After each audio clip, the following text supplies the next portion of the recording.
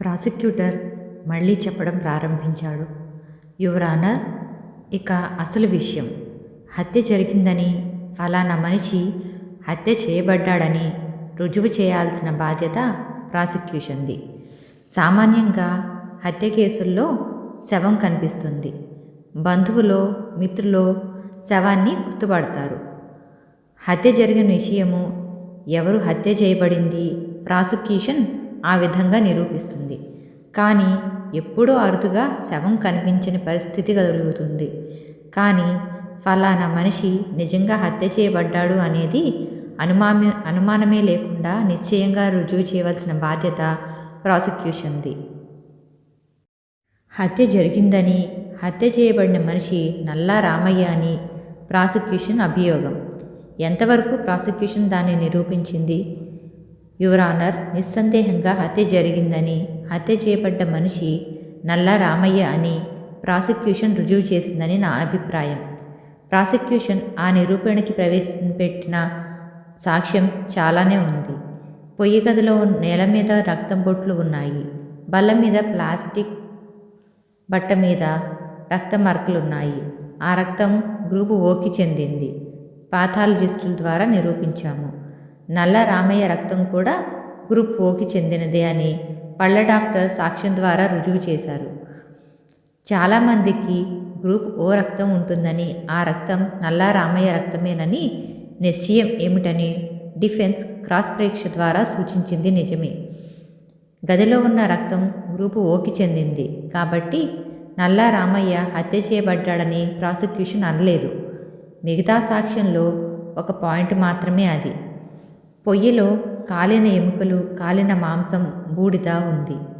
అంతేకాదు, రెండు చివర్లా కొంచెం కాలిన ఎముక ఒకటి ఉంది. ఆ ఎముక దాదాపు 5 అడుగుల 10 అంగుళాల పొడవు మనిషిదని డాక్టర్ ద్వారా చెప్పించాము. నల్లా రామయ్య 5 అడుగుల 10 అంగుళాల పొడుగు మనిషి అని డ్రైవింగ్ లైసెన్స్ అప్లికేషన్ ఫామ్లో అతను రాసిన వివరాల్లో ఉంది. ఇంతేనా? కాదు, ఇంకా రుజువులు చూపించాము. పొయ్యి ఉన్న గదిలో ఒక పన్ను దొరికింది. పళ్ళ డాక్టర్ తను ఆ పన్ను నల్లా రామయ్య అనే అతనికి చేసి ఇచ్చానని సాక్ష్యం ఇచ్చారు. అన్నిటికంటే ముఖ్యమైనది పొయ్యి దగ్గర నేల మీద పడి ఉన్న సగానికి తెగిన చిటికిన వేలు. ఎవరిదా చిటికిన వేలు? మనిషిదే, అందులో సందేహం లేదు. ఏ మనిషి చిటికిన వేలో తెలుసుకునే అవకాశం ఉంది. నేర పరిశోధనకి ఆధునిక కాలంలో వేలిముద్రల గుర్తులు ఎంత ఉపయోగపడుతున్నాయో అందరికీ తెలిసిన విషయమే. కొన్ని కోటాను కోట్ల మనుషుల వేలిముద్రలు పోల్చి చూసినా ఏ ఇద్దరి వేలిముద్రలు ఒకలా ఉండవని వేలిముద్రల నిపుణులు చెప్పారు. ఒక నిపుణుడే కాదు, ప్రపంచంలో అన్ని దేశాలలో వేలిముద్రల నిపుణుల అభిప్రాయం అదే. స్కాట్లాండ్ యార్డ్ వేలిముద్రల శాఖకి కొన్ని దశాబ్దాల పాటు ముఖ్య అధికారిగా ఉన్న చెరిల్ వేలిముద్రల గురించి రాసిన పుస్తకంలో స్పష్టంగా రాశాడు. కళ్ళు అబద్ధం చెప్పొచ్చు, మాటలు పొరపాటున వినవచ్చు, కవల పిల్లలని ఒకరిని చూసి ఇంకొకళ్ళని పొరబడవచ్చు, కానీ వాళ్ళ వేలి ముద్రలు కూడా ఒక రీతిలో ఉండవు. ఈ విషయం జ్ఞాపకం ఉంచుకోవాలి. నల్లా రామయ్య జూలై 8వ తేదీ డ్రైవింగ్ లైసెన్స్ కోసం అప్లికేషన్ పెట్టుకున్నాడు. ఆ అప్లికేషన్ కాగితం మీద ఎడం చెయ్యి 5 వేళ్ళు ముద్రలు స్పష్టంగా వేశాడు. ఆ విషయం లైసెన్స్ అధికారి సాక్ష్యం ఇచ్చాడు. ఆ 5 వేళ్లలో ఒకటి చిటికెన వేలు. యువర్ ఆనర్, ముద్దాయి భాస్కర్రావు ఇంట్లో పొయ్యి గదిలో కనిపించిన సగానికి తెగి ఉన్న చిటికెన వేలి ముద్ర, అప్లికేషన్ కాగితం మీద ఉన్న చిటికెన వేలి ముద్ర ఒకే రకంగా ఉన్నాయని, ఒక మనిషి చిటికెన వేలు అని వేలిముద్రల ఒకే మనిషి చిటికెన వేలు అని వేలిముద్రల నిపుణుడు సాక్ష్యం ఇచ్చారు. కనుక ఆ సగానికి తెగిన ఆ చిటికెన వేలు ఎవరిది? నల్లా రామయ్యది. అది ప్రాసిక్యూషన్ సాక్ష్యం. మచ్చుకత్తి మీద, పిస్టల్ మీద ముద్దాయి వేలిముద్రలుంటే బాగుండేది.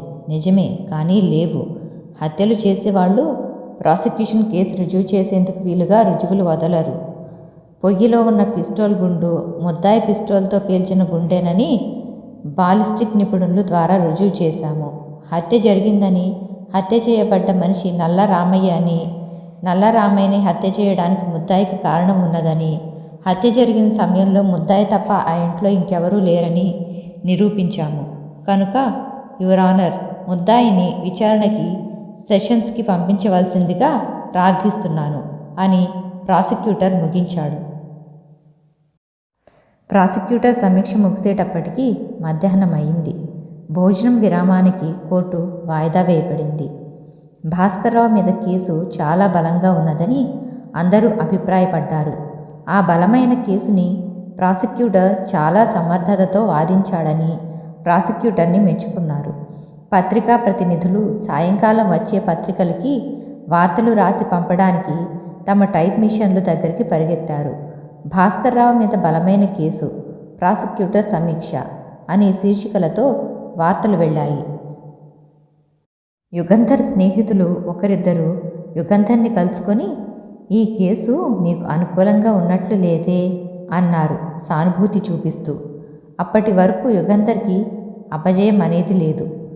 దేనికైనా మొదటిసారి ఉంటుందని, ఇదే యుగంధర్ మొదటిసారి అపజయం అవుతుందని చాలామంది అనుకున్నారు. యుగంధర్ ఛాంబర్స్లోకి వెళ్ళి కూర్చున్నాడు. రాజు నుంచి టెలిఫోన్ కాల్ కోసం క్షణక్షణం చేతి గడియారం చూసుకుంటున్నాడు. టైం అయిపోతోంది. ఇంకో 10 నిమిషాలలో మళ్ళీ విచారణ ప్రారంభం అవుతుంది. అంతలో టెలిఫోన్ మోగింది. యుగంధర్ ఆత్రంగా రిసీవర్ తీసుకొని, హలో, యుగంధర్ స్పీకింగ్ అన్నాడు. హలో, నేను రమణి. యుగంధర్ నిట్టూర్పు వదిలి, ఏమిటి అడిగాడు. నేను నిర్ణయం చేసుకున్నాను. ఏమిటా నిర్ణయం? నా భర్తతో ఉన్నది ఉన్నట్లుగా మాట్లాడాను. విడాకులు ఇస్తానన్నారు. వెంటనే విడాకులకి ఏర్పాటు చేసుకుంటున్నాను అన్నది రమ. అలాగా, మీరేమిటి ఉత్సాహంగా లేరు అడిగింది. ఉత్సాహమా? ఎందుకు? నువ్వు చేసుకున్న భర్తని వదిలిపెట్టి విడాకులు తీసుకుంటున్నందుకా అడిగాడు కోపంగా. అదేమిటి, మీరేగా ఏదో ఒక నిర్ణయం తీసుకోమన్నారు. అవును, నిజమే. అబద్ధ బతుకు కన్నా విడాకులే మేలని చెప్పాను. కానీ దానికన్నా వివేకమైన పని, మంచి పని, కట్టుకున్న భర్తతో రాజీపడి సంసారాన్ని నిలబెట్టుకోవడం అన్నాడు యుగంధర్. రమ నిట్టూర్చింది. ఇక ఆ ప్రసక్తి లేదు అన్నది. సరే, నీ జీవితం నీ ఇష్టం. భాస్కర్రావుని ఈవేళ విడుదల చేస్తారా అడిగింది రమ. ఇప్పుడు నిజం నీ భర్తకి తెలుసుగా, కోర్టుకి వచ్చి చూడు అని యుగంధర్ రిసీవర్ పెట్టేసి చేతి గడియారం చూసుకున్నాడు. విచారణ ప్రారంభం అవుతుంది. టైం లేదు. కోర్టుకి వెళ్ళాలి. రాజు నుంచి టెలిఫోన్ కాల్ ఇంకా రాలేదు. కాచుకోవడానికి వ్యవధి లేదు.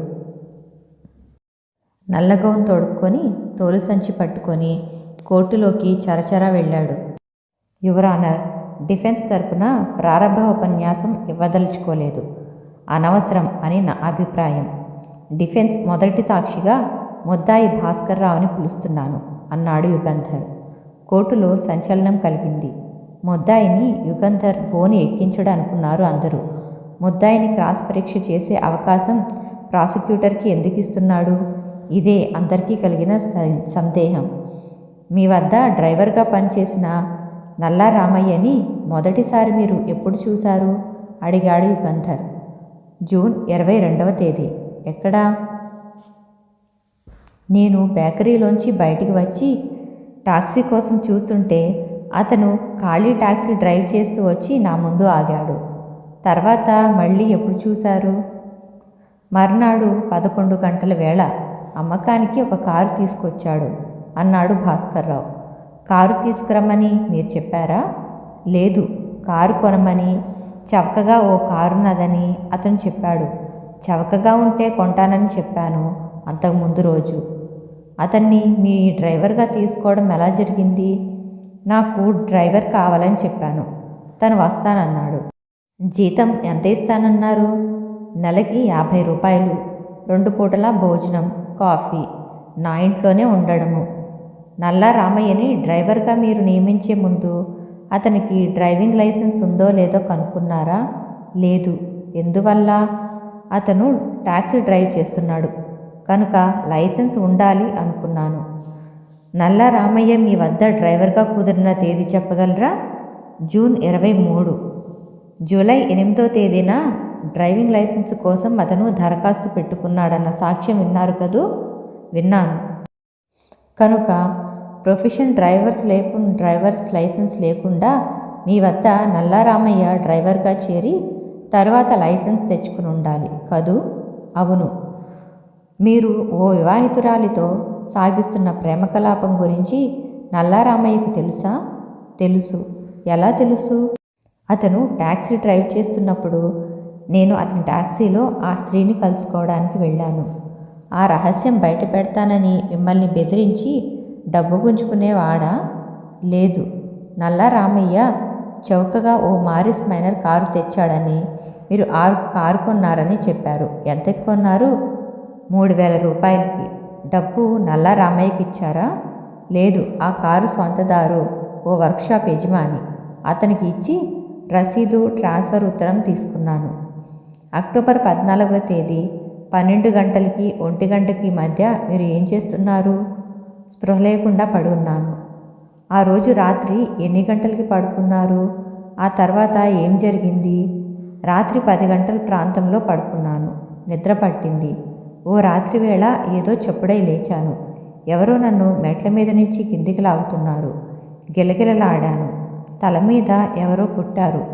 స్పృహ లేకుండా పడిపోయాను. అంతే. తర్వాత కాలింగ్ బజర్ చప్పుడు వినిపించింది. తలుపు ఎవరో బాదుతున్నట్లు అయింది. వెళ్ళి తలుపు తీశాను. పోలీసులున్నారు. నా ఇంట్లో హత్య జరిగిందని, ఎవరో కంప్లైంట్ ఇచ్చేశారని, ఇల్లు వెతుకుతామని చెప్పారు. వెతకమన్నాను. భాస్కర్రావు గారు, మీరు నల్లారామయ్యని హత్య చేశారా? లేదు అన్నాడు భాస్కర్రావు నిశ్చలంగా. యుగంధర్ ప్రాసిక్యూటర్ని చూసి తల ఆడించాడు. ప్రాసిక్యూటర్ బోను దగ్గరికి వెళ్ళి తీక్షణంగా ముద్దాయి కళ్ళలోకి చూసి, నిజం చెప్పండి. మీరు అక్టోబర్ 14వ తేదీ నల్లారామయ్యని హత్య చేసి అతని శవాన్ని ముక్కలుగా కోసి పొయ్యిలో కాల్చడానికి ప్రయత్నించారు కదూ? అడిగాడు. లేదు అన్నాడు భాస్కర్రావు. మీ ఇంట్లో అక్టోబర్ 14వ తేదీ రాత్రి ఎవరున్నారు? నేను, నల్లారామయ్య.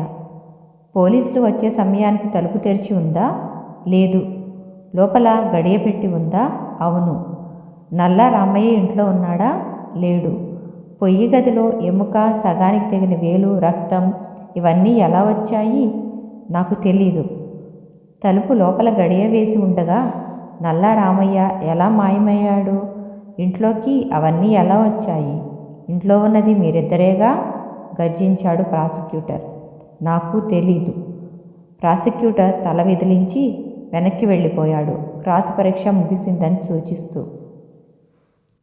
తర్వాత సాక్షిగా ఇన్వెస్టిగేటింగ్ ఆఫీసర్ ఇన్స్పెక్టర్ స్వరాజ్యరావుని పిలిచాడు యుగంధర్. ప్రాసిక్యూటర్ చటుక్కను లేచి నిలబడి, ఇన్వెస్టిగేటింగ్ ఆఫీసర్ని డిఫెన్స్ సాక్షిగా పిలుస్తున్నారా? అడిగాడు. యుగంధర్ తల ఊపాడు.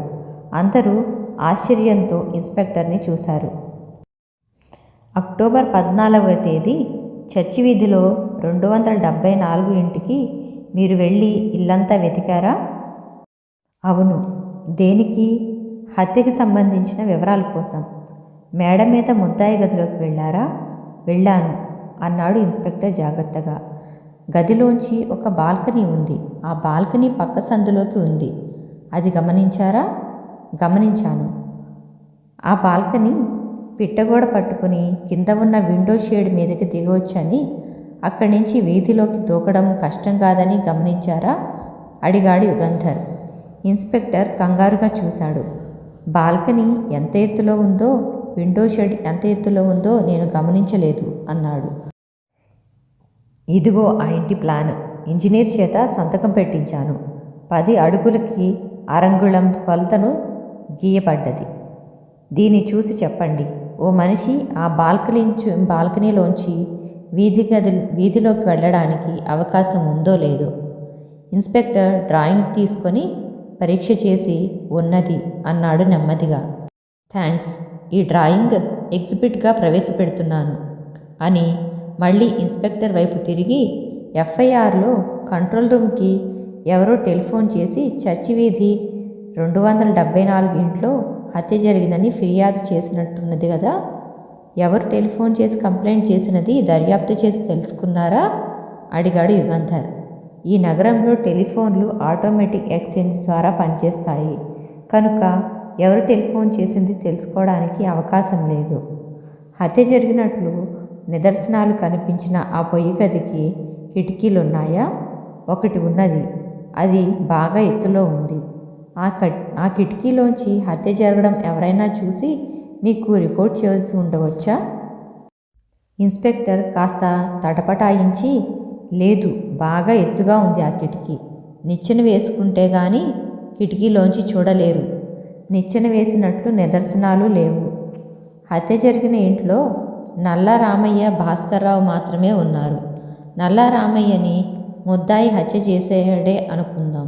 హత్య జరిగిన అరగంట లోపున పోలీసులకి ఎవరో హత్య జరిగిందని టెలిఫోన్ చేశారు. ఎవరు? ఆ మనిషికి హత్య జరిగిందని ఎలా తెలుసు? ఈ విషయాలు మీరు దర్యాప్తు చేయలేదా? అడిగాడు యుగంధర్. చేశాను, కానీ తెలియలేదు అన్నాడు ఇన్స్పెక్టర్. Thanks inspector. నల్లా రామయ్య పుట్టుపూర్వోత్తరాల గురించి తెలుసుకున్నారా? తెలుసుకునేందుకు ప్రయత్నించాను, కానీ తెలియలేదు. అంటే ముద్దాయి భాస్కర్రావు వద్ద డ్రైవర్గా చేరకముందు నల్లా రామయ్య ఎక్కడున్నది, ఏం చేసినది ఏమీ తెలియలేదన్నమాట. ఉన్నట్లుండి నల్లా రామయ్య ప్రత్యక్షమయ్యాడు. ఆ అక్టోబర్ తేదీ 14వ తేదీ అదృశ్యమయ్యాడు, అంతేనా? అదృశ్యమైన సంగతి నేను చెప్పలేను, కానీ అతని పుట్టుపూర్వోత్తరాలు మాకు తెలియలేదు అన్నాడు ఇన్స్పెక్టర్. అంతే అని యుగంధర్ వెనక్కి వెళ్ళాడు. ప్రాసిక్యూటర్ లేచి సాక్షి బోన్ దగ్గరికి వెళ్ళి, బాల్కనీలోంచి ఎవరైనా కిందికి దిగి వెళ్ళినట్లు సూచనలు ఏమైనా ఉంటే మీరు దర్యాప్తు చేసేవారా? అడిగాడు. చేసేవాణ్ణి. పొయ్యిలో శవం తాలూకా మాంసం తగలబెడుతున్నప్పుడు వచ్చే దుర్గంధం భరించలేక చుట్టుపక్కల వాళ్ళెవరో టెలిఫోన్ చేసి ఉండవచ్చా? హత్య కేసులో సాక్షిగా రావడం ఇష్టం లేక ఫోన్ చేసిన మనిషి అజ్ఞాతంగా ఉండి ఉండవచ్చా? అవును, అంతే అన్నాడు ప్రాసిక్యూటర్. యుగంధర్ నవ్వుతూ సాక్షిబోను సమీపించి, మాంసం తగలపెట్టుతుంటే చెడ్డవాసన కొడుతుందా? అడిగాడు. కొడుతుంది. మనిషి మాంసం తగలబెట్టినప్పుడు, జంతు మాంసం తగలబెట్టినప్పుడు వచ్చే వాసనలో భేదం ఉంటుందా? నాకు తెలీదు. ఆ వాసనలలో భేదం ఉంటుందనుకుంటున్నా. ఆ వాసనని బట్టి ఆ మనిషి మాంసమో జంతు మాంసమో ఎవరికైనా తెలుస్తుందా? తెలియదు అనుకుంటాను. మాంసం కాల్చినప్పుడు వచ్చే వాసన బట్టి హత్య జరిగిందని ఎవరైనా చెప్పగలరా? చెప్పలేరు. అంతే, థ్యాంక్స్ అని తర్వాత సాక్షిగా పాథాలజిస్టుని యుగంధర్ బోనెక్కించాడు. ఇద్దరు మనుషులు నల్లని బట్టతో కట్టిన ఓ మూటలాంటిది కోర్టులోకి తీసుకొచ్చారు. యుగంధర్ జాగ్రత్తగా ఆ మూట విప్పాడు. మ్యాజిస్ట్రేట్, సాక్షి, ప్రేక్షకులు అందరూ కళ్ళప్పగించి యుగంధర్ని చూస్తున్నారు. యుగంధర్ మూటలో ఉన్న దాన్ని ఒక చేత్తో పట్టుకొని పైకి ఎత్తాడు. అది అస్థిపంజరం. కాలిన ఎముక ఒకటి తప్ప మిగతా ఎముకలన్నీ ఉన్నాయి. డాక్టర్, ఇదేమిటి? స్కెలిటన్. ఇందులో ఒక ఎముక లేదు, గమనించారా? గమనించాను. అది ఏ ఎముక? టిబియా అనే కాలి ఎముక. దయచేసి ఈ అస్థిపంజరం తీసుకొని పరీక్ష చేసి ఈ మనిషి బతికి ఉన్నప్పుడు ఎంత పొడుగు ఉండి ఉంటాడో చెప్పండి అడిగాడు యుగంధర్ సాక్షికి అస్థిపంజరం అందించి. పాథాలజిస్టు అస్థిపంజరాన్ని 2 నిమిషాలు పరీక్షగా చూసి, దాదాపు 5 అడుగుల 10 అంగుళాలు ఉండి ఉంటాడు అన్నాడు. డాక్టర్ ప్రాసిక్యూషన్ ఎగ్జిబిట్గా దాఖలు చేసిన కాలి ఎముక ఇదిగో. ఈ ఎముక ఎంత పొడుగు మనిషిదన్నారు? దాదాపు 5 అడుగుల 10 అంగుళాల పొడుగు మనిషిదన్నాను. డాక్టర్, ప్రాసిక్యూషన్ ఎగ్జిబిట్ అయిన ఈ కాలి ఎముక జాగ్రత్తగా పరీక్షించండి. 2 చివర్ల కాలి నల్లగా ఉంది, అవునా? అవును. కాలిన చోట్ల చిల్లులు ఉండి ఉండవచ్చా? ఉండవచ్చు. డాక్టర్, ఇదిగో ఈ అస్థిపంజరాన్ని ప్రాసిక్యూషన్ ఎగ్జిబిట్ అయిన టిబియా ఎముకని పరీక్షించి ఆ టిబియా ఎముక ఈ అస్థిపంజరంలోంది అయి ఉండవచ్చేమో చెప్పండి. తొందరపడకండి, కావలసిన వ్యవధి తీసుకోండి. అస్థిపంజరంలోని 2వ కాలి ఎముకతో పోల్చండి, మిగతా ఎముకలతో పోల్చి చూడండి. మీ నిశ్చయమైన అభిప్రాయం కావాలి అన్నాడు యుగంధర్. 5 నిమిషాల పాటు అస్థిపంజరాన్ని, ముద్దాయి ఇంట్లో దొరికిన ఎముకని రెండింటినీ పరీక్ష చేసి అవును, ఈ టిబియా ఎముక ఈ అస్థిపంజరంలో ఎముక అయి ఉండొచ్చు అన్నాడు. కోర్టులో అందరూ ఒక్కసారిగా నిట్టూర్చారు. యుగంధర్ సాక్షికి థ్యాంక్స్ చెప్పి తన స్థానంలోకి వెళ్ళిపోయాడు. డాక్టర్, ప్రాసిక్యూషన్ ఎగ్జిబిట్ అయిన ఈ కాలి ఎముక డిఫెన్స్ ఎగ్జిబిట్ అయిన ఈ అస్థిపంజరంలోనిదేనా అని నిశ్చయంగా చెప్పగలరా అడిగాడు ప్రాసిక్యూటర్. చెప్పలేను అన్నాడు డాక్టర్. థ్యాంక్స్ అని ప్రాసిక్యూటర్ తృప్తిగా నవ్వుకుంటూ వెనక్కి వెళ్ళాడు. డిటెక్టివ్ యుగంధర్ లేచి వేలిముద్రల నిపుణుడిని సాక్షిగా పిలిచాడు. వేలిముద్రల గురించి, ఆ శాస్త్రం గురించి మీకు బాగా తెలుసా అడిగాడు. తెలుసునని అనుకుంటున్నాను. ఏ ఇద్దరి వేలిముద్రలు ఒకే రకంగా ఉండవని, కోటాను కోట్ల మనుషుల వేలిముద్రలు పోల్చి చూసినా ఒక మనిషి వేలిముద్రలలా ఇంకో మనిషి వేలిముద్రలు ఉండవనేది నిజమేనా అడిగాడు. అవును. కవల పిల్లల వేలిముద్రలు కూడా ఒకే రకంగా ఉండవా? ఉండవు. లైసెన్స్ దరఖాస్తు మీద నల్లా రామయ్య అనే అతని 5 వేళ్ల ముద్రలను మీరు పరీక్ష చేశారా? చేశాను. ప్రాసిక్యూషన్ సగానికి తెగిన ఓ చిటికెన వేలు ఎగ్జిబిట్గా దాఖలు చేసింది. ఆ వేలుముద్ర పరీక్ష చేశారా? చేశాను. లైసెన్స్ అప్లికేషన్లో ఉన్న చిటికెన వేలుముద్ర, ఈ సగానికి తెగిన చిటికెన వేలుముద్ర ఒకే రకంగా ఉన్నాయా? అవును. అంటే సగానికి తెగిన చిటికెన వేలు నల్లా రామయ్యది అని అనగలరా? అవును. ఇదిగో ఈ ఫోటో చూడండి. ఇందులో ఏమున్నది? 4 వేళ్ల ముద్రలు. 5వ వేలు అడిగాడు యుగంధర్ సాక్షిని. 5వ వేలు చిటికెన వేలు. సగం వరకు, అంటే మొదలు నుంచి సగం వరకు పడింది ముద్ర. పై సగం ముద్ర లేదా? లేదు. లైసెన్స్ అప్లికేషన్ మీద ఉన్న వేలుముద్రలని, ఈ ఫోటోలో ఉన్న వేలుముద్రలని పరీక్ష చేసి పోలికలున్నాయేమో చెప్పగలరా? ఇదిగో లెన్స్ అంటూ యుగంధర్ లెన్సు వేలిముద్రల నిపుణుడికి అందించాడు. సాక్షి లెన్స్ తీసుకొని యుగంధర్ ఇచ్చిన ఫోటోని, ప్రాసిక్యూషన్ ఎగ్జిబిట్గా దాఖలు చేసిన వేలిముద్రలని పోల్చి చూసి 5 నిమిషాల తర్వాత ఈ రెండు ఒక మనిషి చేతి వేలిముద్రలే అన్నాడు. తేడా ఏమీ లేదా అడిగాడు యుగంధర్. లేదు. క్షమించండి, తేడా ఉంది. సరిగ్గా చూసి చెప్పండి యుగంధర్ మళ్ళా అన్నాడు. సాక్షి కంగారు పడుతూ 5 నిమిషాలు పరీక్ష చేసి నాకు తేడా ఏం కనిపించట్లేదు. నాకు తెలిసినంతవరకు ఒకే మనిషి ముద్రలే ఈ రెండు అన్నాడు. అవును, ఒకే మనిషి చేతి వేలి ముద్రలే, నేను అంగీకరిస్తున్నాను. కానీ తేడా ఉంది. అదేమిటంటే లైసెన్స్ అప్లికేషన్ మీద 5 వేళ్ల ముద్రలు ఉన్నాయి. ఇప్పుడు నేను ఇచ్చిన ఫోటోలో 4 వేళ్ల ముద్రలు మాత్రమే ఉన్నాయి. చిటికిన వేలు ముద్ర లేదు. అవునా? అదా? అవును. చిటికిన వేలు ముద్ర ఎందుకు లేదంటారు? తెగిపోయినట్లుంది. నిశ్చయంగా చెప్పలేను అన్నాడు సాక్షి. థ్యాంక్స్ అని యుగంధర్ వెనక్కి తిరిగాడు. ప్రాసిక్యూషన్ చటుక్కన లేచి డిఫెన్స్ ఎగ్జిబిట్గా దాఖలు చేసిన ఈ వేలిముద్రల ఫోటోలో 4 వేళ్ల ముద్రలే ఉన్నాయి కదూ అడిగాడు. అవును చెప్పాడు సాక్షి. ఈ వేలిముద్రలు ఎప్పుడు తీసినది ఈ ఫోటోను బట్టి తెలుస్తోందా? లేదు. ఆ ఫోటో సరిగా చూడండి. ఒక గ్లాస్ లాంటి దాన్ని పట్టుకున్నప్పుడు 4 వేళ్ల ముద్రలు సరిగ్గా పడి 5వ చిటికెన వేలు ముద్ర సరిగ్గా పడలేదు. అలాంటప్పుడు తెగిపోయినట్లు కనిపించవచ్చుగా? అవును. అంటే అక్టోబర్ 14వ తేదీకి పూర్వం నల్లా రామయ్య పట్టుకునే ఏ గ్లాసు మీద వేలిముద్రలు కానీ అయి ఉండొచ్చు కదూ? అవును. చిటికెన వేలు తెగిపోయిన మనిషి చేతివేలు ముద్రలు ఇవన్నీ నిశ్చయంగా చెప్పలేరు కదూ? చెప్పలేను అన్నాడు సాక్షి. ప్రాసిక్యూటర్ సంతోషంగా వెనక్కి తిరిగాడు. ఆటోమొబైల్ వర్క్షాప్ యజమానిని తర్వాత సాక్షిగా యుగంధర్ పిలిచాడు. ముద్దాయి బోన్లో నిల్చున్న మనిషిని మీరు ఇదివరకు ఎప్పుడైనా చూశారా? చూశాను అన్నాడు సాక్షి. ఎప్పుడు, ఏ సందర్భంలో చూశారో చెప్పగలరా? నా కారు మారిస్ మైనర్ ఆయనకి అమ్మడానికి వెళ్ళినప్పుడు చూశాను. మీ కారు ముద్దాయికి అమ్మారా? ఎంతకి అమ్మారు అడిగాడు యుగంధర్.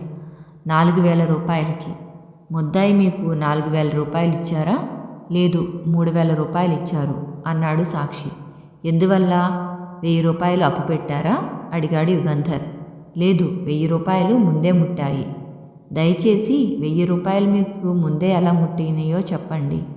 సాక్షి గొంతు సవరించుకొని, నల్ల రామయ్య అనే అతను వచ్చి ఆ మారిస్ మైనర్ కారు బేరమాడి 4000 ధరావతు కట్టి తన యజమానికి కారు చూపించి తెస్తానని చెప్పి కారు తీసుకుని వెళ్ళాడు.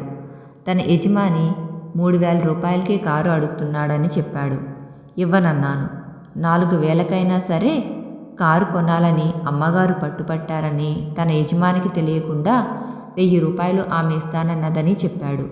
తను కట్టిన ధరావత్తులో 1000 రూపాయలు తీసుకొని 3000 రూపాయలకే కారు తన యజమానికి అమ్మమని చెప్పాడు. అభ్యంతరం చెప్పవలసిన కారణం కనిపించలేదు. ఒప్పుకున్నాను అన్నాడు సాక్షి.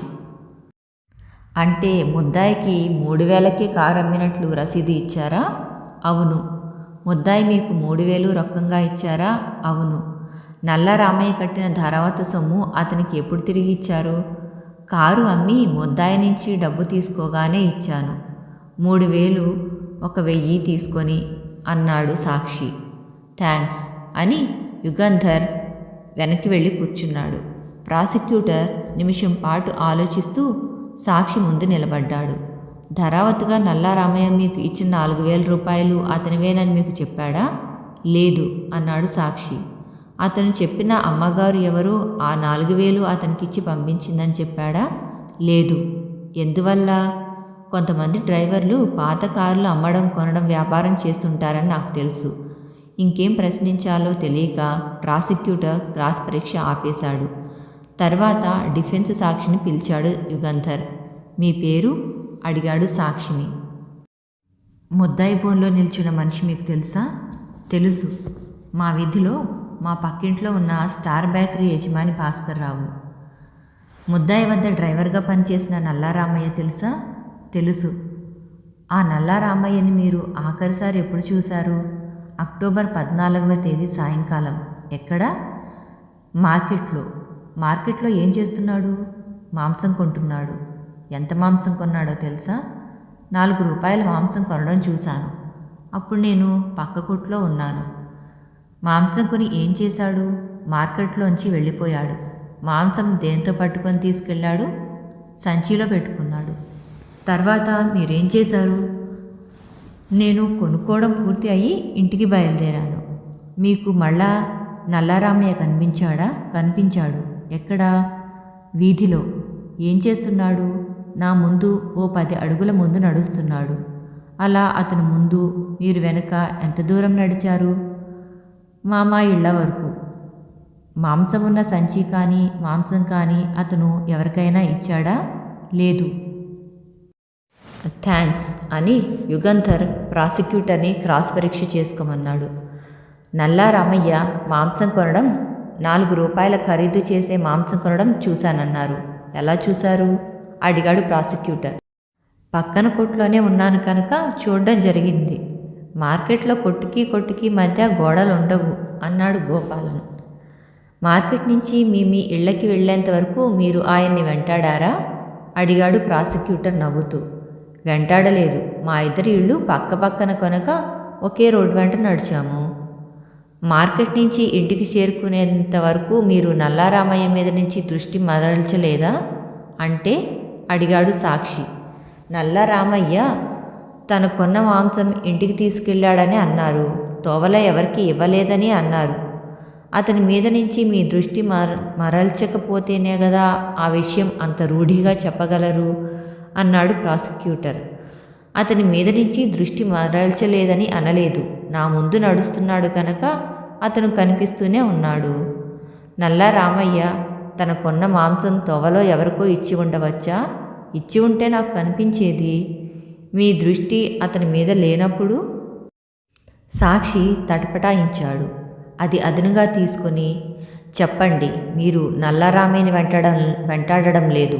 అతని చేతిలో సంచి ఉంది. అతను ఇంటిలోకి వెళ్తున్నప్పుడు ఆ సంచి చేతిలోనే ఉంది కనుక ఆ మాంసం ఇంటిలోకి తీసుకెళ్లాడని మీరు అనుకుంటున్నారా? అవునా? అవుననుకుంటాను. మీకు తెలిసినంతవరకు నల్లారామయ్య మార్కెట్లో మాంసం కొన్నాడు, సంచిలో పెట్టుకున్నాడు. అతను ఇంటిలోకి వెళ్తున్నప్పుడు అతని చేతిలో సంచి ఉంది. దీన్ని బట్టి మాంసం ఇంటిలోకి తీసుకెళ్లి ఉండాలని అనుకున్నారు, అంతేనా? అంతే. ప్రాసిక్యూటర్ వెనక్కి తిరిగాడు. యుగంధర్ చిన్నగా నవ్వుతూ, మార్కెట్ నుంచి బయలుదేరిన తర్వాత నల్లారామయ్య తోవలో ఎక్కడైనా ఆగాడా? లేదు. ఎవరితోనైనా మాట్లాడా? లేదు. అతను ఆగి ఉంటే మీరు గమనించేవారా? గమనించేవాణ్ణి. సంచిలోంచి మాంసం తీసి వీధిలో ఏ తూములోనో మరెక్కడో పారేసి ఉంటే గమనించేవారా? గమనించేవాణ్ణి. థ్యాంక్స్ అన్నాడు యుగంధర్. తర్వాత డిఫెన్స్ కేసు సమీక్ష ప్రారంభించాడు యుగంధర్. యుగంధర్ లేచి నిలబడ్డాడు. గొంతు సవరించుకున్నాడు. డిఫెన్స్ సాక్ష్యం ఇంతటితో ముగిసింది. డిఫెన్స్ తరపున కేసు విన్నవించుకుంటాను, యువర్ ఆనర్ అన్నాడు. మ్యాజిస్ట్రేట్ తల ఊపాడు. అందరూ యుగంధర్ని ఆశ్చర్యంతో చూస్తున్నారు. డిఫెన్స్ తరపున ఇంకా బలమైన సాక్ష్యం యుగంధర్ ప్రవేశపెడతాడని అనుకున్నారు. యుగంధర్ ప్రాసిక్యూషన్ కథలో లోపాలు చూపించాడు. లోపరహితమైన బలమైన సాక్ష్యం అనుకున్న దాన్ని బలహీనం చేశాడు. నిజమే. కానీ భాస్కర్రావు నిర్దోషి అని రుజువు చేయలేదు. యుగంధర్ తత్వం అందరికీ తెలుసు. ముద్దాయి నేరం చేసి ఉండకపోవచ్చుననే వాదనలో బెనిఫిట్ ఆఫ్ డౌట్ ముద్దాయికి అనుకూలంగా ఉపయోగించమని ఎన్నడూ కోరడు.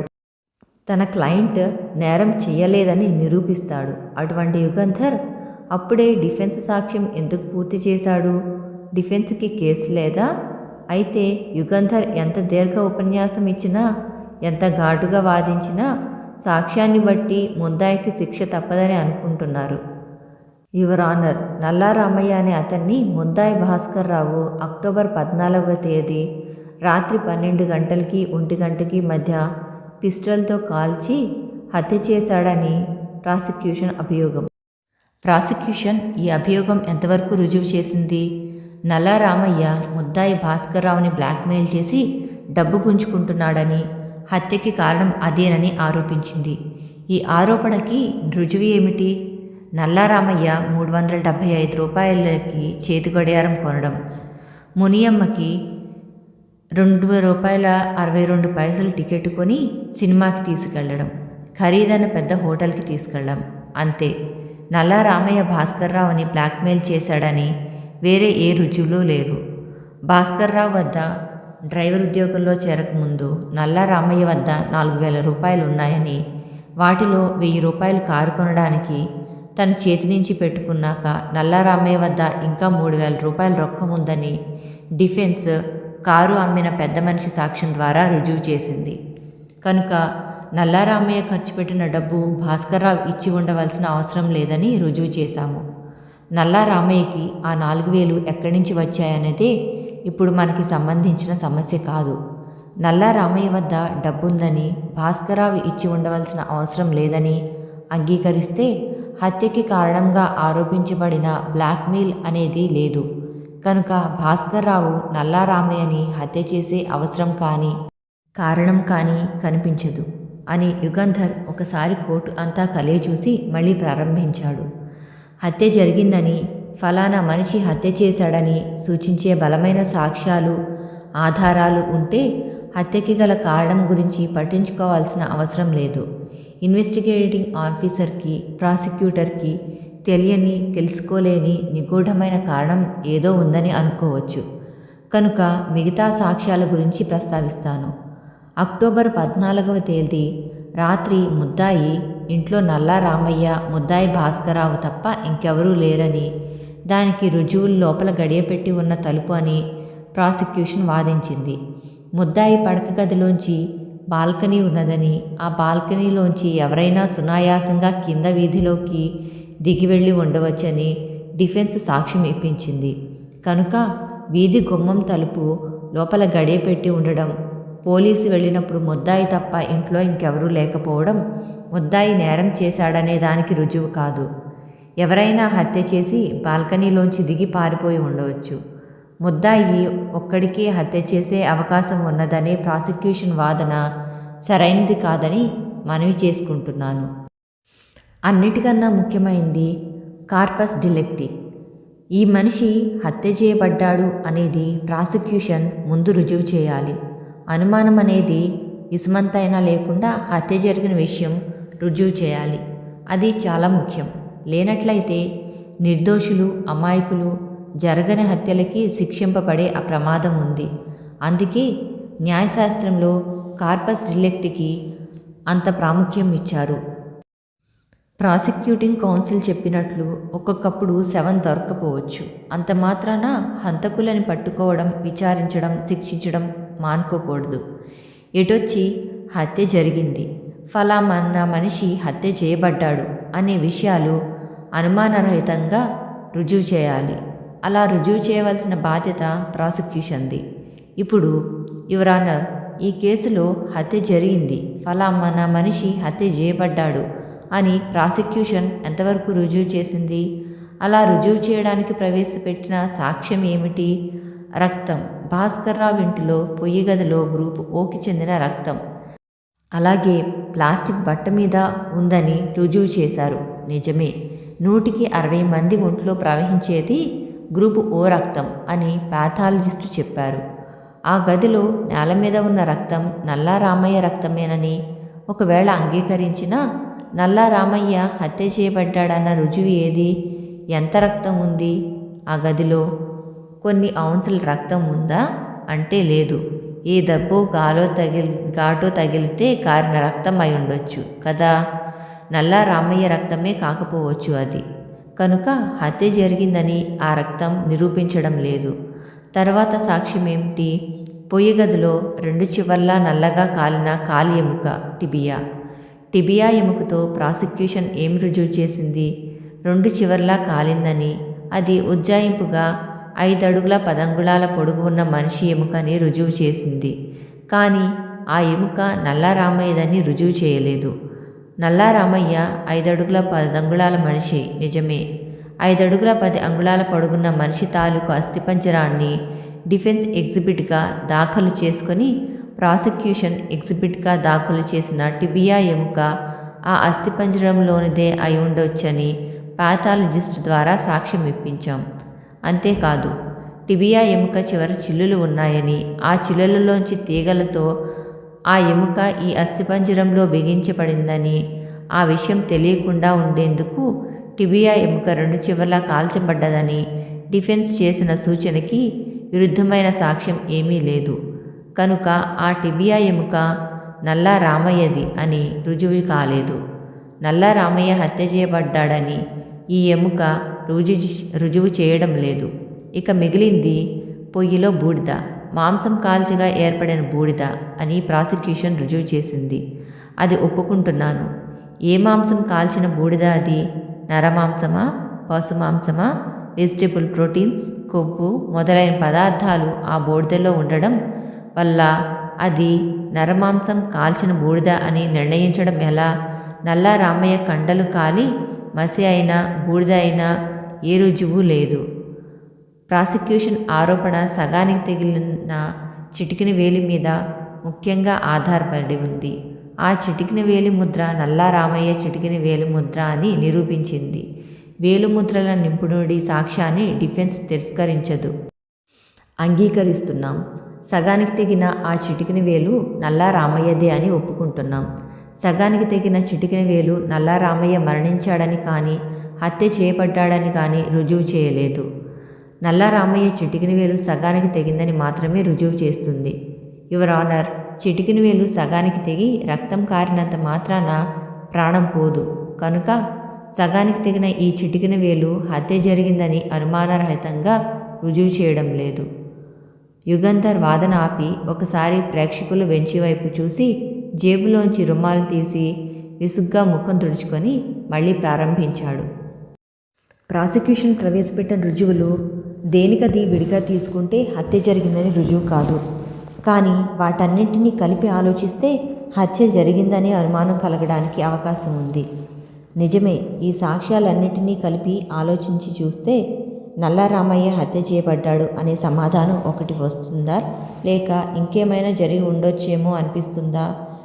యువర్ ఆనర్, ముద్దాయి భాస్కర్రావు ఇంట్లో అక్టోబర్ 14వ తేదీ రాత్రి ఘోరమైన ఆ దృశ్యం, ఆ సాక్ష్యాలు ఉండడానికి కారణం ఏమిటో విన్నవించుకుంటున్నాను.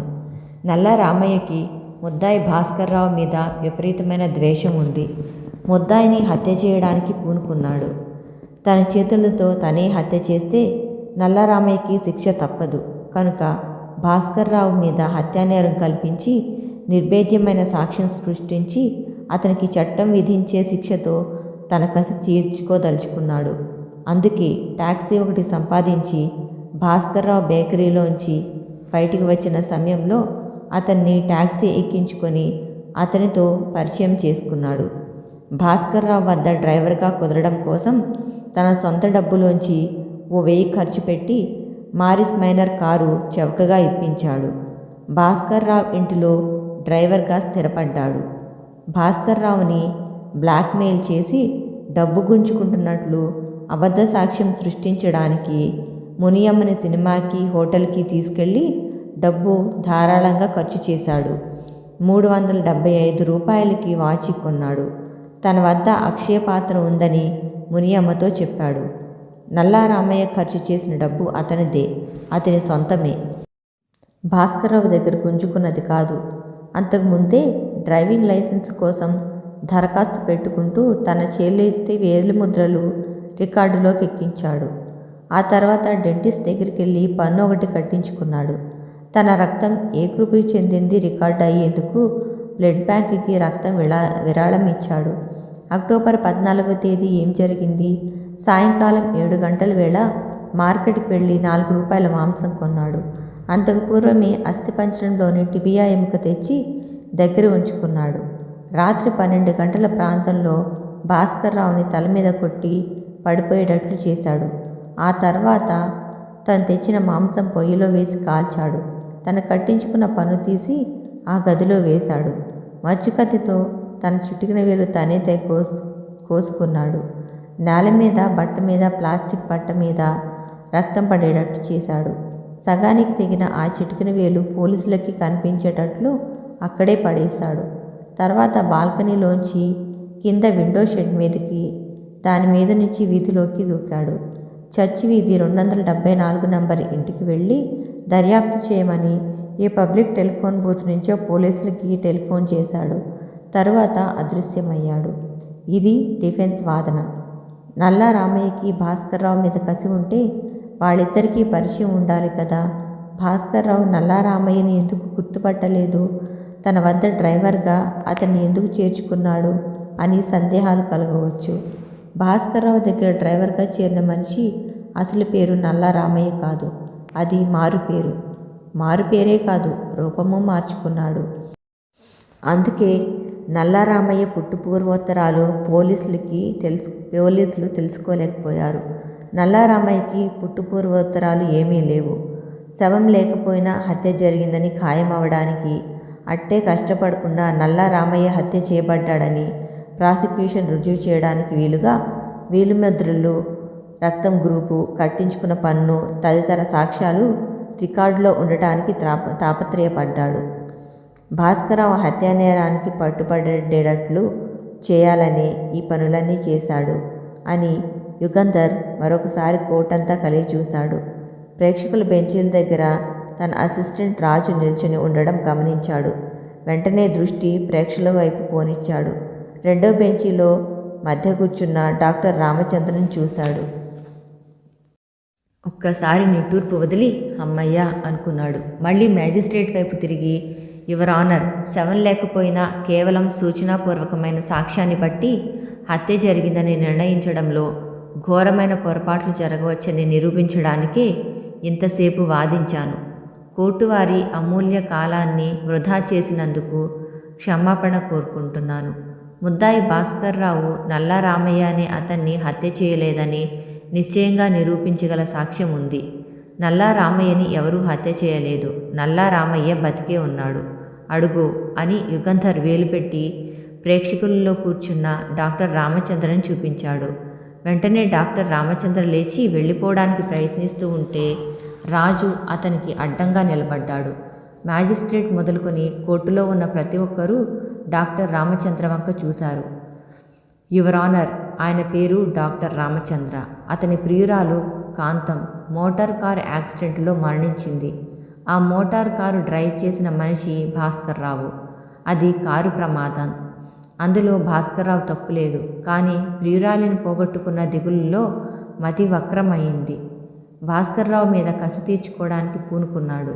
డాక్టర్ రామచంద్రని బోనిలోకి పిలిపించి ఆయన చేతుకున్న గ్లవ్ తీయిస్తే యథార్థం తెలుస్తుంది అని యుగంధర్ తన స్థానంలోకి వెళ్ళి కూర్చున్నాడు. డాక్టర్ రామచంద్రని కోర్టులోకి తీసుకురమ్మని మ్యాజిస్ట్రేట్ ఆజ్ఞాపించాడు. తర్వాత డాక్టర్ రామచంద్ర చేతికి ఉన్న గ్లవ్స్ తీయమన్నాడు. గ్లవ్స్ తీయగానే 4 వేళ్ళు, మొండిగా ఉన్న చిటికిన వేలు మ్యాజిస్ట్రేట్ చూశాడు. మ్యాజిస్ట్రేట్ రుసరుసలాడుతూ ప్రాసిక్యూటర్ వైపు తిరిగి, ఈ మనిషి 4 వేళ్ల ముద్రలు తీసి పరీక్షించండి అని అప్పటికి కోర్టు వాయిదా వేశాడు. డిటెక్టివ్ యుగంధర్ మళ్ళీ ఓ అద్భుతం చేశాడు. నల్లా రామయ్య అనే మనిషి అసలు హత్య చేయబడనే లేదట. అదేమిటి, అసలు నల్లా రామయ్య అనే మనిషే లేడట. ఇప్పుడేమవుతుంది? భాస్కర్రావుని విడుదల చేస్తారా? కోర్టు వసారాలలో జనం గుంపులు గుంపులుగా నిలబడి మాట్లాడుకుంటున్నారు. మళ్ళీ ఎంతసేపట్లో కోర్టు సమావేశం అవుతుందో ఎవరికీ తెలీదు. ఇళ్లకి వెళ్ళిపోకుండా అందరూ ఆతృతతో అక్కడే నిలబడ్డారు. అరగంట తర్వాత మ్యాజిస్ట్రేట్ మళ్ళీ కోర్టు హాల్లోకి వచ్చాడు. జనం కిక్కురుమనకుండా వాళ్ళ స్థానాల్లో వెళ్ళి కూర్చున్నారు. కోర్టులో ఉన్నత పోలీసు అధికారులంతా ఉన్నారు. ప్రాసిక్యూటర్తోనూ డిటెక్టివ్ యుగంధర్తోనూ గుసగుసలాడుతున్నారు. నిశ్శబ్దం అని కేకేశాడు గుమస్తా. ప్రాసిక్యూటర్ లేచి నిలబడ్డాడు. యువర్ ఆనర్, విచిత్రమైన పరిస్థితులు ఏర్పడ్డాయి. ప్రాసిక్యూషన్ కేసు గురించి మాకే అనుమానాలు కలుగుతున్నాయి. దయచేసి ఈ రోజుకి విచారణ వాయిదా చేయాల్సిందని కోరుతున్నాను అన్నాడు జంకుతూ. Chief presidency magistrate defence lawyer Yugandhar వైపు చూసి, మీ అభిప్రాయం అడిగాడు. వాయిదా అనవసరం యువర్ ఆనర్. నల్లా రామయ్యగా సంచరించి ముద్దాయి భాస్కర్రావు మీద అసత్యపు సాక్ష్యం సృష్టించిన మనిషి ఈ క్షణాన కోర్టులో ఉండగా, నిజానిజాలు తెలుసుకోవడానికి ఇప్పుడు అవకాశం ఉండగా ప్రాసిక్యూటింగ్ కౌన్సిల్ వాయిదా కోరడంలో నాకేం సబబు కనిపించడం లేదు. డాక్టర్ రామచంద్రే నల్లా రామయ్య అయినట్లయితే ముద్దాయి భాస్కర్రావు మీద ఎటువంటి కేసు లేదు. డాక్టర్ రామచంద్రే నల్లా రామయ్య అయినది కానిది తెలుసుకోవడానికి వ్యవధి అవసరం లేదు. మీరు ఇప్పుడు ఇచ్చిన వ్యవధి చాలనుకుంటాను యువర్ ఆనర్. విచారణ సాగాలి లేదా ముద్దాయిని నిర్దోషిగా తీర్మానించి విడుదల చేయాలి అన్నాడు Yugandhar. Yes, your point is correct అని మ్యాజిస్ట్రేట్ ప్రాసిక్యూటర్ వైపు తిరిగి, డాక్టర్ రామచంద్ర వేలిముద్రలు పరీక్ష చేశారా అడిగాడు. చేశాం యువర్ ఆనర్. వేలిముద్రల నిపుణుడు కోర్టులో ఉన్నారా? ఉన్నారు యువర్ ఆనర్. ఆయనతో నేనే మాట్లాడి నిజం తెలుసుకుంటాను అన్నాడు మ్యాజిస్ట్రేట్. యువర్ ఆనర్, ఈ పద్ధతి పూర్తిగా సాంప్రదాయ విరుద్ధమైంది. యువర్ ఆనర్, ఎవిడెన్స్ యాక్ట్ విచారణ జరిపి నిజానిజాలు తెలుసుకొని నేరస్తుల్ని శిక్షించడానికి న్యాయస్థానాలు స్థాపించబడ్డాయి. అంతేగాని నిర్దోషులను శిక్షించడానికి, ఇబ్బంది పెట్టడానికి కాదు అని వేలిముద్రల నిపుణుడిని బోని ఎక్కమని మ్యాజిస్ట్రేట్ చెప్పాడు. ఇంతకుముందే ఈ కోర్టులో మీరు ప్రమాణ స్వీకారం చేశారు కనుక మళ్ళీ అనవసరం. డాక్టర్ రామచంద్ర అనే ఆయన చేతివేళ ముద్రలు తీసుకొని మీరు పరీక్ష చేశారా? చేశాను. ఆయన చేతికి చిటికిన వేలు ఉన్నదా లేదా? లేదు. నల్లా రామయ్య అనే అతను డ్రైవింగ్ లైసెన్స్ కోసం పెట్టుకున్న దరఖాస్తు మీద వేలిముద్రలతో పోల్చి చూశారా? చూశాను. డ్రైవింగ్ లైసెన్స్ మీద వేలిముద్రలు డాక్టర్ రామచంద్రవేనా? అవును. ముద్దాయి భాస్కర్రావు ఇంట్లో పొయ్యి గదిలో కనిపించిన సగానికి తెగిన చిటికిన వేలు ముద్ర కోసం మీరు పరీక్ష చేశారు కదూ? అవును. ఆ చిటికిన వేలు ముద్ర డ్రైవింగ్ లైసెన్స్లోని చిటికిన వేలు ముద్ర ఒక మనిషివేనా? అవును. దయచేసి మనిషి పేరు గురించి ఆలోచించకుండా నేను అడిగిన ప్రశ్నకి సూటిగా సమాధానం చెప్పండి. నల్లా రామయ్యో డాక్టర్ రామచంద్రు ఎవరైతేనేం, చిటికిన వేలు తెగ్గొట్టుకున్న మనిషి ముద్దాయి భాస్కర్రావు ఇంట్లో కనిపించిన సగానికి తెగిన చిటికిన వేలు ఏ మనిషిదో ఆ మనిషి మరణించలేదని, బతికే ఉన్నాడని మీరు వేలుముద్రల సాక్ష్యం ద్వారా నిశ్చయంగా చెప్పగలరా? నిశ్చయంగా చెప్పగలను యువర్ ఆనర్. ముద్దాయి ఇంటిలో కనిపించిన సగానికి తెగిన చిటికిన వేలు డాక్టర్ రామచంద్రది. డాక్టర్ రామచంద్రకి ఇప్పుడు చిటికిన వేలు లేదు అన్నాడు సాక్షి. మ్యాజిస్ట్రేట్ ప్రాసిక్యూటర్ వైపు తిరిగి, ఈ సాక్షిని మీరేమైనా ప్రశ్నిస్తారా అడిగాడు. అవసరం లేదు. మ్యాజిస్ట్రేట్ గొంతు సవరించుకున్నాడు. హత్యానేర విచారణకు కార్పస్ డిటెక్టివ్ ఎంత అవసరమో ఈ కేసు మరొకసారి రుజువు చేసింది. శవం దొరకనప్పుడు ఫలానా మనిషి హత్య చేయబడ్డాడని అనుమానరహితమైన నిశ్చయమైన నిదర్శనాలు లేనప్పుడు నేర పరిశోధనలోనూ నేరారోపణలోనూ పోలీసు అధికారులు ఎంత జాగ్రత్తగా ఆలోచించి వ్యవహరించవలసి ఉంటుందో ఈ కేసు రుజువు చేస్తోంది. నల్లారామయ్య అనే అతను హత్య చేయబడ్డాడని, ఆ హత్య ముద్దాయి భాస్కర్రావు చేశాడని పోలీసులు అనుమానించడానికి, నేరారోపణ చేయడానికి ఎన్నో ఆధారాలు కల్పించబడ్డాయి. డాక్టర్ రామచంద్ర సృష్టించిన ఈ సాక్ష్యం అంతా పోలీసు అధికారులను నమ్మి ముద్దాయి భాస్కర్రావు మీద నేరారోపణ చేశారంటే అందులో పోలీసు అధికారుల అసమర్థత కాదు తెలిసేది. డాక్టర్ రామచంద్ర ప్రదర్శించిన తెలివితేటలు తెలుస్తున్నాయి. ముద్దాయి భాస్కర్రావు హత్య చేయలేదని, నల్లారామయ్య అనే మనిషే లేడని, డాక్టర్ రామచంద్ర అనే అతను మారుపేరుతో వ్యవహరించి హత్య జరిగినట్లు కల్పిత సాక్ష్యాలు సృష్టించాడని ఈ విచారణలో బయటపడడానికి, నిర్దోషి శిక్షింపబడకుండా ఉండడానికి కారకుడు డిఫెండింగ్ కౌన్సిల్ యుగంధరే. ఆయనకు ఈ కోర్టు తరపున ధన్యవాదాలు చెప్తున్నాను. భాస్కర్రావు నిర్దోషి. అతను నల్లారామయ్యని కానీ మరే మనిషిని కానీ హత్య చేయలేదు కనుక అతన్ని నిర్దోషిగా తీర్మానించి అతని ప్రవర్తన మీద ఎటువంటి మచ్చ లేదని తెలుపుతూ అతన్ని విడుదల చేస్తున్నాను అని చెప్పి మ్యాజిస్ట్రేట్ యుగంధర్ని చూసి చిన్నగా నవ్వి కోర్టులోంచి వెళ్ళిపోయాడు.